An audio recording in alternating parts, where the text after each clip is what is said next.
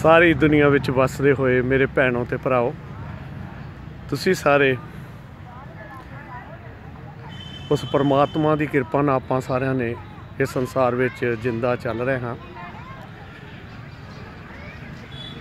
वो अकाल पुरख जो अपना है असी उसदे हाँ, क्योंकि उसकी आत्मा करके ही असी चल रहे हैं। ये माया कुदरत रल के रजो सतो तमो दे करके अपने शरीर बने हैं। जे अकाल पुरख नूं बाप समझिए तो सारी सृष्टि जिन्नी आ वो भैन भाई ने।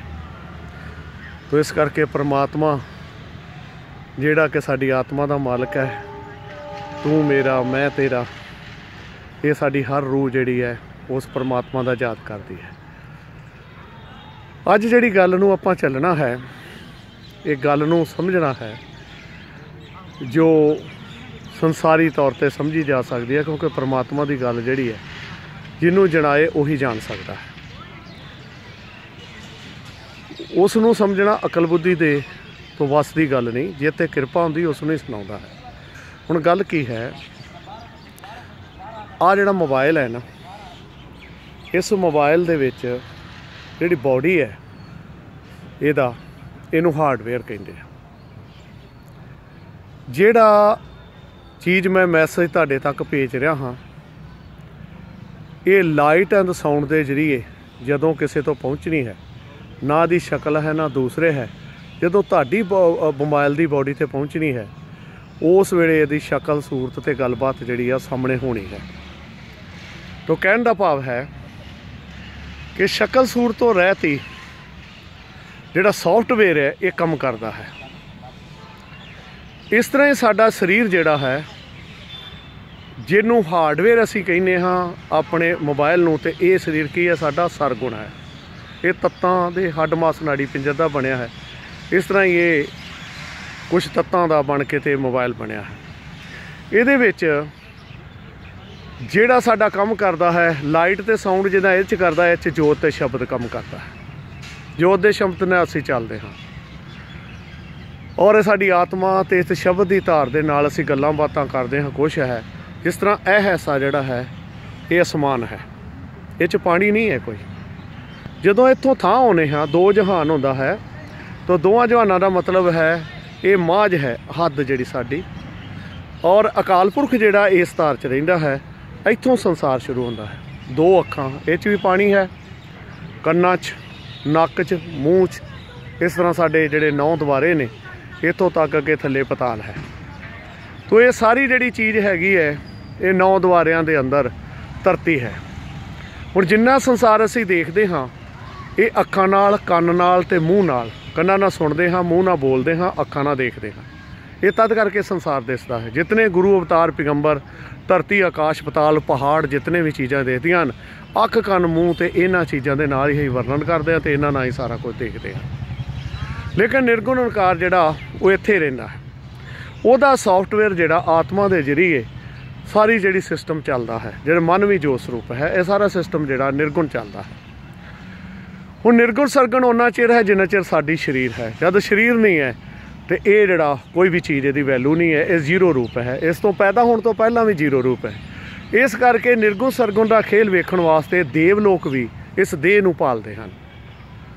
तो परमात्मा भी जद गुरुआं अवतारां पैगंबरां नूं भेजदा है तो उन्हां दे विच जोत ते शब्द की धार रख दिंदा है। जो शब्द की धार ते शरीर जिहड़ा है, जिद्दां ये हार्डवेयर जिहड़ा है ये जिद्दे सॉफ्टवेयर नहीं तो सर्कल नहीं, तो ये भी किसी काम नहीं। इस तरह ही जे सॉफ्टवेयर हैगा तो ये बॉडी नहीं हैगी तो वह भी किसी काम नहीं। तो कहने का भाव है कि निर्गुण बिना सरगुण तो सरगुण बिना निर्गुण कभी भी खेल नहीं चलता और बराबर चलता है। जिद्दां कि मोबाइल तुहाडा अज तुहाडे कोल तकनीक आ गया है, इसका जिहड़ा काम है दस्सण वास्ते साहिब गुरु नानक देव जी ने बड़ा ही सोहनी मिसाल दी है भी ये खेल किद्दां करदा है, पूजा किस दी हुंदी है। तो सब तो वड्डी गल है कि अज कोई डॉक्टर अख बदल दिंदा है, किसी दा अखां खराब हैं वो बदल दिंदा है, तो वो बड़ा सोहना दिसन लग पैंदा है। किडनी बदल दिंदा है, दिल दे वाल बदल दिंदा है, वो अपने आप को री महसूस करदा हुंदा मैं हुण तकड़ा, हुण ठीक है, मेरा इलाज हो गया। ਉਹਦਾ ਜਿਹੜੀ ਕਈ ਚੀਜ਼ਾਂ ਦੇ ਤਬਦੀਲ ਹੋ ਜਾਂਦਾ। ਪਲਾਸਟਿਕ ਸਰਜਰੀ ਨਾਲ ਕਿੰਨੇ ਸ਼ਕਲ ਵੀ ਬਦਲ ਦਿੰਦੇ, ਕਈ ਕੁਛ ਕਰ ਦਿੰਦੇ, ਉਹ ਲੋਕ ਮੰਨਣ ਨੂੰ ਤਿਆਰ ਹੈ। ਲੇਕਿਨ ਕੁਛ ਐਸੀ ਚੀਜ਼ ਜਿਹੜੀ ਅਦਿਸ ਹੈ, ਨਿਰਗੁਣ ਧਾਰ ਹੈ, ਜਿਹੜੀ ਸਰਗੁਣ ਨਹੀਂ ਹੈ, ਉਹਨੂੰ ਆ ਕੇ ਫਿੱਟ ਕਰਨਾ ਇਹ ਇੱਕ ਵੱਡੀ ਗੱਲ ਹੈ। ਤੋ ਗੁਰੂ ਨਾਨਕ ਪਾਤਸ਼ਾਹ ਜੀ ਨੇ ਜਦ ਭਾਈ ਲਹਿਣਾ ਜੀ ਦੇ ਵਿੱਚ ਆਪਣੀ ਜੋਤ ਸ਼ਬਦ ਦੀ ਧਾਰ ਰੱਖ ਦਿੱਤੀ ਤੇ ਉਹ ਉਸੇ ਤਰ੍ਹਾਂ ਹੀ ਉਹ ਸਤਿਗੁਰੂ ਦਾ ਰੂਪ ਧਾਰ ਗਿਆ। ਜਿਹੜੀ ਚੀਜ਼ ਦਿਸਦੀ ਨਹੀਂ, ਕਿਉਂਕਿ ਰੂਹ ਕਿਸੇ ਨੂੰ ਦਿਸਦੀ ਨਹੀਂ ਜਿੰਨਾ ਚਿਰ ਜਣਾਏ ਨਾ ਪਰਮਾਤਮਾ, ਇਸੇ ਤਰ੍ਹਾਂ ਹੀ ਉਹ ਵੀ ਚੀਜ਼ ਨਹੀਂ ਦਿਸਦੀ। ਜਿਹੜੀ ਅਦਿਸ ਚੀਜ਼ ਹੈ ਉਹ ਮਹਾਰਾਜ ਜੀ ਨੇ ਆਣ ਕੇ ਉਹਦੇ ਵਿੱਚ ਰੱਖ ਦਿੱਤੀ। ਸੋ ਜਿਹੜੀ ਚੀਜ਼ ਰੱਖ ਦਿੱਤੀ ਉਹਦੇ ਨਾਲ ਫਿਰ ਕੀ ਉਹ ਸਤਿਗੁਰੂ ਖਵਾਏ। ਇਹੋ ਹੀ ਮੁੜ ਕੇ ਜੂੰਦੇ ਜੀ ਰੱਖੀ ਜਿਹੜੀ ਅਕਾਲ ਪੁਰਖ ਤੋਂ ਧੁਰੋਂ ਲੈ ਕੇ ਆਏ ਸੀ। ਤੋ ਜੋਤ ਸ਼ਬਦ ਦੇਹ ਮਿਲ ਕੇ ਕਾਰ ਕਰਦਾ। ਇਸ ਤਰ੍ਹਾਂ ਹੀ ਇਹ ਮੋਬਾਈਲ ਹੈ, ਇਹ ਜਿਹੜੀ ਨਿਰਗੁਣ ਚੀਜ਼ ਜਿਹੜੀ ਦਿਸਦੀ ਨਹੀਂ ਹੈ, ਸਾਊਂਡ ਤੇ ਲਾਈਟ ਜਿਹੜੀ ਹੈ ਹਵਾਵਾਂ 'ਚ ਤੁਰੀ ਫਿਰਦੀ ਹੈ। ਅੱਜ ਵੀ ਇਹ ਮੋਬਾਈਲ ਖਤਮ ਹੋ ਜੇ ਤੇ ਕੀ ਉਹਦਾ ਆ ਕਿ ਉਹਦੇ ਆਧਾਰ ਦੇ ਉੱਤੇ ਹਵਾ ਦੇ ਵਿੱਚ ਅਜੇ ਵੀ ਉਹ ਜੋਤ ਤੇ ਲਾਈਟ ਤੁਰੀ ਫਿਰਦੀ ਹੈ, ਸ਼ਬਦ ਤੇ ਜੋਤ ਜਿਹੜਾ ਕੰਮ ਕਰਦਾ ਰਹਿੰਦਾ। ਅੱਜ ਤੱਕ ਤੇ ਇਹ ਵੀ ਹੈ ਕਿ ਜਿਹੜੀ ਤੁਹਾਡੀ ਆਵਾਜ਼ ਹੈ ਹਜ਼ਾਰਾਂ ਸਾਲ ਤੱਕ ਨੰਬਰ ਜਿਹੜਾ ਅਸਮਾਨਾਂ ਦੇ ਵਿੱਚ ਫਿਰਦੀ ਰਹਿੰਦੀ ਹੈ, ਜਿੱਥੋਂ ਤੱਕ ਸਾਇੰਸ ਦੀ ਪਹੁੰਚ ਹੈ। ਲੇਕਿਨ ਲੜਾਈ ਕਿਸ ਦੀ ਹੈ? ਮੋਬਾਈਲਾਂ ਤੋਂ। ਕਦੀ ਸੌਫਟਵੇਅਰ ਤੋਂ ਜਿਹੜੀ ਆਉਂਦਾ ਪਿੱਛੋਂ ਸਪਲਾਈ, ਉਹਦੀ ਕੋਈ ਲੜਾਈ ਹੋਈ ਆ? ਕਦੀ ਨਹੀਂ ਹੋਈ। ਤੋ ਕਿਹਦੇ ਤੋਂ ਲੜਾਈ ਹੈ ਦੁਨੀਆ ਦੀ? ਮੋਬਾਈਲਾਂ ਤੋਂ। ਮੇਰਾ ਇੰਨੇ ਲੱਖ ਦਾ, ਮੇਰਾ ਇੰਨੇ ਕਰਦਾ, ਮੇਰਾ ਕਿਸੇ ਨੇ ਮੋਬਾਈਲ ਖਿੱਚ ਲਿਆ, ਮੈਨੂੰ ਕੀ ਆ, ਉਹਨੂੰ ਖਿੱਚਦੇ ਆ। ਕਦੀ ਸੌਫਟਵੇਅਰ ਤੋਂ ਜਿਹੜੀ ਚੀਜ਼ ਐਡੀ ਦੂਰੋਂ ਕੈਨੇਡਾ ਤੋਂ, ਅਮਰੀਕਾ ਤੋਂ, ਦੂਰਿਆਂ ਥਾਵਾਂ ਤੋਂ ਆਉਂਦੀ ਹੈ, ਉੱਥੇ ਕਦੀ ਲੜਾਈ ਹੋਈ? ਇਸੇ ਤਰ੍ਹਾਂ ਹੀ ਨਿਰਗੁਣ ਤੋਂ ਕੋਈ ਲੜਾਈ ਨਹੀਂ ਹੈ। ਅੱਜ ਦੁਨੀਆ ਦੀ ਲੜਾਈ ਸਰੀਰਾਂ ਕਰਕੇ ਹੈ। ਇਹ ਸਰੀਰ ਦੇ ਦੂਸਰੇ ਸਰੀਰ ਦੇ ਕਰਕੇ ਇਹ ਲੜਦੇ ਨੇ। ਇਸੇ ਕਰਕੇ ਦੁਨੀਆ 'ਚ ਸ਼ਰ੍ਹਾਂ ਬਣ ਗਈਆਂ, ਵੰਡਾਂ ਪੈ ਗਈਆਂ। ਕਿਉਂਕਿ ਜਿਹੜਾ ਹਾਰਡਵੇਅਰ ਹੈ ਇਹਦਾ ਨਾਂ ਆ, ਹੁਣ ਸਮਸੰਗ ਆ, ਦੂਸਰਾ ਆ, ਕਈ ਤਰ੍ਹਾਂ ਦੇ ਇਹਨਾਂ ਦੇ ਨਾਂ ਨੇ ਜਿਹੜੇ ਆਣ ਕੇ ਮੋਬਾਈਲ ਆਪਾਂ ਖਰੀਦਦੇ ਹਾਂ। ਲੇਕਿਨ ਸੌਫਟਵੇਅਰ ਦੇ ਅੰਦਰ ਜਿਹੜੀ ਕੋਈ ਚੀਜ਼ ਚੱਲ ਰਹੀ ਆ, ਜਿਹੜੀ ਤੁਹਾਨੂੰ ਪਿਕਚਰ ਦਿੰਦੀ ਆ ਜਾਂ ਕੁਛ ਆ, ਉਹਦਾ ਕੋਈ ਐਡਾ ਨਾਂ ਨਹੀਂ ਹੈ, ਕੋਈ ਖਾਸ ਨਾਂ ਨਹੀਂ ਹੈ। ਇਸ ਤਰ੍ਹਾਂ ਹੀ ਨਿਰਗੁਣ ਜਿਹੜੀ ਆਤਮਾ ਹੈ ਉਹ ਨੂਰ ਰੂਪ ਹੈ। ਉਹਦਾ ਪਛਾਣ ਜਿਹੜੀ ਆ ਪਰਮਾਤਮਾ ਦੇ ਜਿਹੜੇ ਨੂਰ ਤੋਂ ਆਈ ਆ। ਇਸ ਕਰਕੇ ਉਹ ਜਿਹੜੀ ਆ ਮਟੀਰੀਅਲ ਨਹੀਂ ਆ। ਆਤਮਾ ਕੋਈ ਮਟੀਰੀਅਲ ਨਹੀਂ ਹੈ, ਇਹ ਚੀਜ਼ ਇੱਕ ਮਟੀਰੀਅਲ ਹੈ ਜਿਹੜਾ ਬਣਿਆ ਹੋਇਆ। ਤੋ ਜੋਤ ਸ਼ਬਦ ਦੇਹ ਰਲ ਕੇ ਜਦੋਂ ਅਕਾਲ ਪੁਰਖ ਖੇਲ ਕਰਦਾ ਹੈ, ਚਾਹੇ ਅਵਤਾਰਾਂ ਦੇ ਰੂਪ 'ਚ, ਪੈਗੰਬਰਾਂ ਦੇ ਵਿੱਚ, ਗੁਰੂ ਦੇ ਰੂਪ 'ਚ, ਜੋਤ ਸ਼ਬਦ ਦੇਹ ਮਿਲ ਕੇ ਕਾਰ ਕਰਦੀ ਹੈ। ਇਸ ਤਰ੍ਹਾਂ ਕੰਮ ਨਹੀਂ ਹੁੰਦਾ।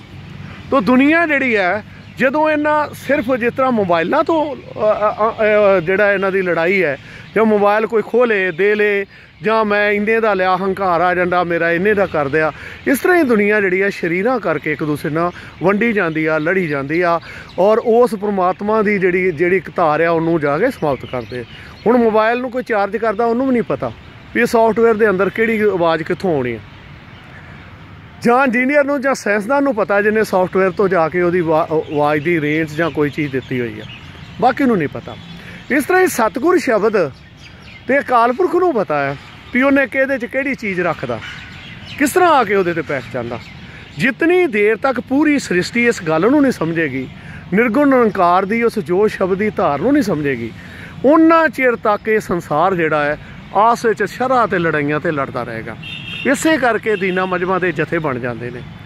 ਸੋ ਹਰ ਵਾਰੀ ਉਹ ਆਪਣਾ ਚੇਂਜ ਕਰਦਾ ਰਿਹਾ, ਥਾਂ ਪਲੇ ਸਰੀਰ ਬਦਲਦਾ ਰਿਹਾ।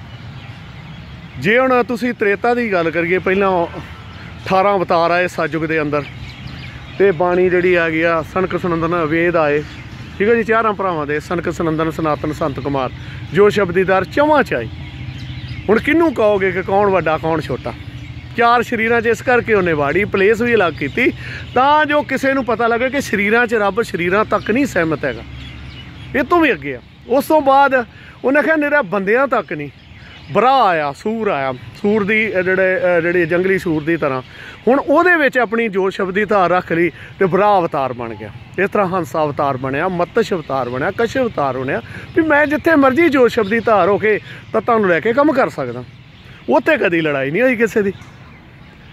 ਲੇਕਿਨ 18 ਅਵਤਾਰ ਜਦ ਹੋਏ, ਸਰੀਰ ਰੂਪੀ ਵੀ ਦੂਸਰੇ ਵੀ, ਤੇ ਫਿਰ ਜਿਹੜੀ ਉਸ ਤੋਂ ਬਾਅਦ ਝਗੜੇ ਸ਼ੁਰੂ ਹੋ ਗਏ।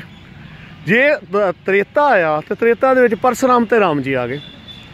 ਜਦੋਂ ਮੁੜ ਕੇ ਜਾ ਕੇ ਅਗਲੇ ਬੰਨੇ ਆ ਗਿਆ ਦੁਆਪਰ ਆ ਗਿਆ, ਤੇ ਦੁਆਪਰ ਦੇ ਵਿੱਚ ਵੇਦ ਵਿਆਸ ਜੀ ਤੇ ਕ੍ਰਿਸ਼ਨ ਜੀ ਆ ਗਏ। ਹੁਣ ਤ੍ਰੇਤਾ ਦੇ ਵਿੱਚ ਸੀਆ ਰਾਮ ਹੋ ਗਿਆ, ਜਗ੍ਹਾ ਅਯੁੱਧਿਆ ਰਹਿ ਗਈ।